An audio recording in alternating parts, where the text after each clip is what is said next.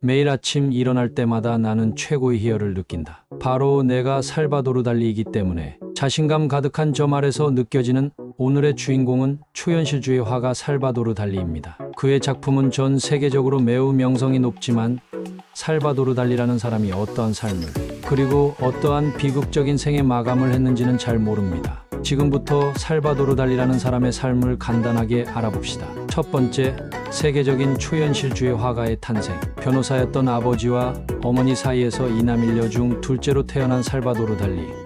그의 집은 상대적으로 부유했지만 그리 화목한 가정은 아니었다. 장남인 형은 달리가 태어나기 9개월 전에 사망했으며 여동생과의 나이는 3살 차이가 났다. 또한 훗날 어머니는 달리가 7살 때 유방암으로 사망하였으며 이때 달리의 아버지는 사망한 어머니의 동생과 재혼을 하는 충격과 공포를 달리에게 선사하였다. 이때 달리는 이모를 존경하고 존중하기 때문에 아버지를 원망하지 않는다 라고 말했지만 그다지 진심은 느껴지지 않는다. 왜냐하면 이 일 이후에 아버지와의 마찰이 매우 잦았기 때문이다. 또 달리는 어머니의 죽음은 내 인생에서 경험한 가장 큰 타격이었다 라고 자신의 심정을 말하기도 했기 때문이다. 두 번째, 마드리드 대학 시절.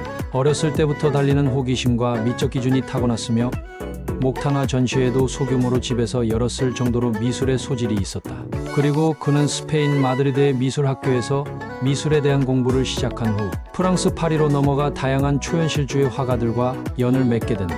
마드리드 대학 시절에는 멋쟁이로 상당히 유명했다. 길게 기른 구렛나루, 코트, 스타킹 등 하라는 공부는 안 하고 멋을 엄청 부리고 다녔다. 또한 반정부 운동에도 참가하여 잠시 감옥에 투옥되기도 한다. 그리고 기말고사의 부정행위로 학교에서 퇴학당하기도 했다. 하지만 퇴학의 사유가 부정행위가 아닌 선생을 비판하고 교내에서 학생을 선동했기 때문이라고 전해지기도 한다.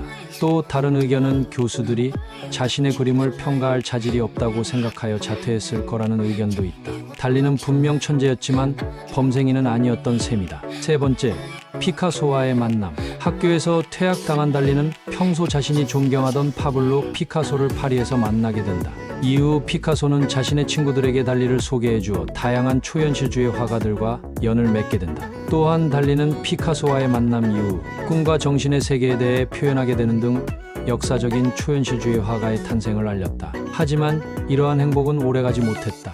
그의 기이한 언행은 초현실주의의 시초라고 알려진 앙드레 브르통과의 불화로 이어졌고 브르통이 평생을 걸쳐 지키려고 했던 초현실주의의 순수함과 엄격함에 자꾸 균열을 냈다. 뿐만 아니라 그의 발언에는 정치적 성격을 지닌 발언들이 많았다. 초현실주의가 그렇게 싸우고자 했던 자본주의, 파시즘을 자꾸 찬양하는 발언을 한 것이다. 이런저런 일들로 달리는 결국 초현실주의 화가 그룹에서 제명당한다. 네 번째, 운명의 뮤즈 갈라와의 만남. 1929년 자신의 집에서 많은 이들을 초대한 가운데 달리는 자신의 운명적인 뮤즈 갈라를 만나게 된다. 그녀는 당시 프랑스의 시인 폴 엘리아르의 부인이었음에도 불구하고 갈라는 달리의 열성적인 구애에 흔들려 연정을 품게 되었다. 결국 두 사람은 파리에서 달리의 개인전이 열리던 도중 동반 도주하여 호련히 잠적했으며 이후 갈라는 1934년 폴 엘리아르와 이혼하고 달리와 결혼하게 된다.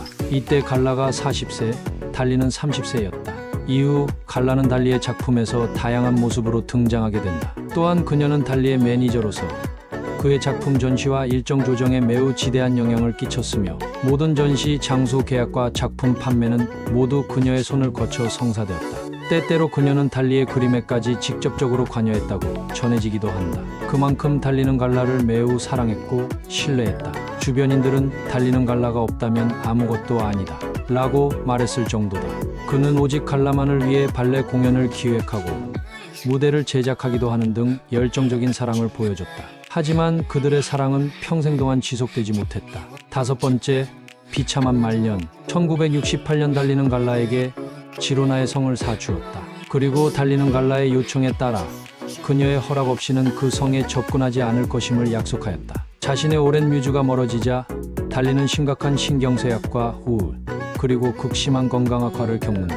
이 와중에 갈라는 젊은 남자들과 바람을 피는 등 복잡한 사생활을 보여줬다. 하지만 사생활과 다르게 1970년대 달리는 작품 활동을 활발히 이어나갔다. 1969년 유로비전 송 콘테스트의 무대 연출과 프로그램 컨셉 아트를 만들기도 했으며 피게레스의 달리 미술관을 세우기 위한 재단을 창설했으며 미술관의 천장화 제작에도 참가하였다. 또한 뉴욕에서 최초의 입체 작품을 전시하는 등 작품 활동을 이어나갔다. 하지만 76세가 되던 1980년 중풍의 영향으로 달리는 붓을 잡기가 힘들 만큼 심각한 수전증에 시달리게 된다. 또한 갈라의 불륜이 지속되면서 달리는 인내심의 한계를 느끼게 되었다. 그녀를 폭행하여 갈비뼈 2개를 부러뜨리고 갈라는 흥분한 달리를 진정시키기 위해 바리움을 투여했는데 적정량을 넘어선 투약으로 달리는 혼수 상태가 되어버렸으며 이것을 처치하기 위해 암페타민이라는 중추신경 자극제를 투여하게 된다.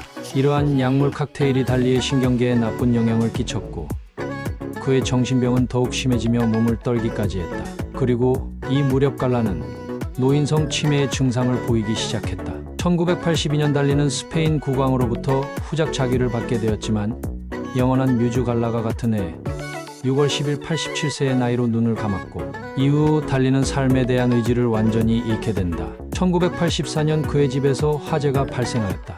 이 과정에서 달리는 화상을 입었으며 일부 시각에서는 이 화재가 달리의 자살 시도라고 보기도 한다. 시간이 지나 결국 달리는 신부전으로 1988년 11월 입원했고 1989년 1월 23일 아침 그는 84세의 나이에 심장마비로 사망했다. 그의 장례는 상피에르 교회에서 치러졌으며 이때 카를로스 국왕이 그의 장례식에 참가했다. 그리고 그의 시신은 자신의 미술관인 피게라스 극장 미술관에 안치되었다.